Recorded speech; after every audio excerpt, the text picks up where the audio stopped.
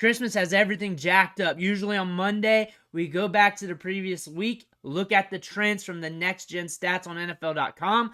However, we had to push things back a little bit. Things are jumbled up. But now, we're going to take a look at the charts from the next gen stats, look at some running backs, see how things are trending, and we're going to be talking about this week, next year, prospecting going forward. Maybe there's a waiver wire player in there, but more than likely, we're prospecting out to 2024 here and seeing what's going on with these running backs. But what you need to do right now is click that subscribe button, tap it with the finger on your phone, click it with the mouse on your computer, because I'm going to be a key resource for your drafts, because I'm going to be dropping information left and right on these players, advanced analytics, player values to help you get ready for your drafts next year. We talk about rookies nonstop in the offseason. We look at training camp clips.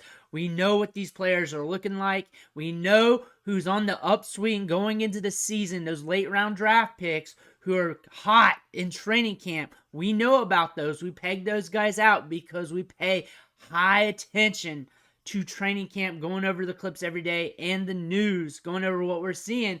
Click that button. Stop missing out. Maybe you can get Puka Nacua next year. Maybe. But let's look at the 10 trending running backs from the Next Gen Stats. So the charts here are from NFL.com, the Next Gen Stats. I just pulled the charts here. We're looking at the runs here, and this is Zamir White. If Josh Jacobs is out, Zamir White's going to get a lot of touches. Up the gut, to the outside, around the goal line. He's getting the opportunities, and that should account for some fantasy production, and he has been productive these last 2 weeks. So that is something to look at, but he's getting a lot of touches. 22 carries last week, 17 the week before. We've seen him get touches up the gut a lot. He's a workhorse. That's why they call him Zeus. He was a big-time prospect coming out of high school, had some knee injuries in college, had a lower workload, was a 4th-round pick still coming out for the NFL draft. Of course, he's behind Josh Jacobs. Josh Jacobs went off last year, going off this year.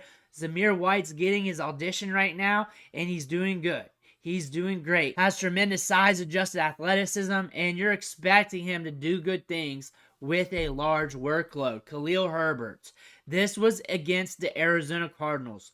Running backs are supposed to go off against the Arizona Cardinals because that's what happens almost every single week. The thing about this, we got a rotation here at the running back position here with the Bears. Can you trust Bears? Ask yourself, can you trust the Bears? The key here is Kahlil Herbert, before his injury, he was the lead back. He was getting opportunities, and he was the lead back going into the season. D'Onta Foreman was on the outside looking in, and Rashawn Johnson was getting some touches sprinkled here and there in some games where he was getting a lot of targets. Then he got hurt, and then it was D'Onta Foreman's season. He was a roller coaster running back where the ups were really up and the downs were really down, and Rashawn Johnson was still getting sprinkled in. Now Kahlil Herbert's looking healthy. D'Onta Foreman was out last week, but he could be back this week. We're paying attention to him. Can you trust these Bears running backs going forward? The one thing we're noticing here is he's getting a lot of touches. He's getting them up the gut. He's getting a lot of workload here, but it was against the Cardinals. Running backs do good against the Cardinals. The game script made him eligible to use the running backs here, especially up the gut. This was a game script and a defense they were going against that could allow a guy like Herbert or any other running back in this offense. I think any running back on this offense could have been a candidate to go off against the Cardinals. I think that could have happened. Kahlil Herbert was the guy. Is he going to be the guy this week? We got one more week to go. If you're in a weird league, too. But can you trust Kahlil Herbert? Aaron Jones is back. He's back from an injury. He's getting touches now. 21 carries in this matchup, 127 yards against the Panthers. And the Panthers are a get-right spot for a lot of running backs. Well, kind of Tony Pollard. He kind of pushed Rico Dowdle to the side when he went against the Carolina Panthers, but has had some down weeks in the recent weeks as well. But Aaron Jones here, back-to-back double-digit PPR fantasy performances. He's getting workload, and it looks like you're going to be able to count on him down the stretch when it comes to touches. Jonathan Taylor's getting touches coming back from the injury. That's good to see. 18 carries in this game, 1 target. I can tell you he's getting touches. That's what I can tell you. He's going to be getting opportunities. We got the Raiders this week. He should be getting enough opportunities where he could go off. That could happen. He's explosive. All he needs is one run where there's daylight, and he can go off on you. He still gave you a 10 spot against the Falcons. Slower volume game here where the clock just ticks because Arthur Smith likes to run things slow. But still, Jonathan Taylor has some upside because you know he's going to get a lot of workload and you know he has that 4.3 speed. Kyren Williams is Kyren Williams. They're going to use Kyren Williams until the wheels fall off. They're going to do that. And they said that earlier in the season. Then they talked about it a little bit in the media, and they're still using him. They're still going to use him till the wheels fall off. Look at all these carries these last 4 weeks. 21, 25, 27, 22. He's a smaller running back. And the thing is, when you got a running back like this, you use them until the wheels fall off, and then you get you a new one. That's how it works. Running back is the hurt business. But for fantasy, you just got to realize that, and you just got to enjoy it while you got it. And Kyren Williams is a running back. You need to enjoy him while you have him because he's doing good things this year. A top-tier running back in fantasy performance and fantasy scoring. 104 yards last week and a touchdown. Very consistent. Used in the passing game. What more can we say? He's used between the tackles, a little bit outside, and his work in the passing game elevates his fantasy prowess. Chris Rodriguez got injured in this matchup. I want to call that out first before someone does in the comments. But he's starting to get that workload. He's starting to get those opportunities. Antonio Gibson had an opportunity these last couple games to step up. He did not. Look for Chris Rodriguez to get more opportunities next year. Look for him to get more run next year. Some opportunities. Maybe as the 1B back. Maybe the second back behind Brian Robinson. But still, looks like he's going to be getting some opportunities going into next year. 5.8 yards per carry. Getting that run. Scoring 2 touchdowns. Going into year 2 here. Could be a running back that might be on waivers that people are picking up in 2024. Saquon Barkley, 23 carries. He should be getting the rock a lot. That's why, because he's Saquon Barkley. 6 targets, 23 carries. They need to run him until the wheels fall off as well. They need to use him up because you do not want to let that talent go to waste. Even though you're the Giants, you're 5-10, and the playoffs are out of the picture, Saquon Barkley's one of those players you just got to use him while he's out there. Give him those touches, give him those targets, see what can happen.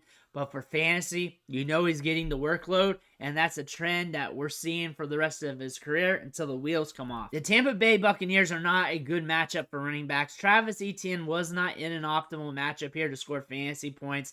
You want to throw it on the Tampa Bay Buccaneers. You want to throw it deep, and we've seen multiple wide receivers and tight ends hit off and on throughout the season against the Tampa Bay Buccaneers, while multiple NFL teams have been abandoning the rushing attack. We should have known this with Travis Etienne. We say this every week. This is a pass funnel defense.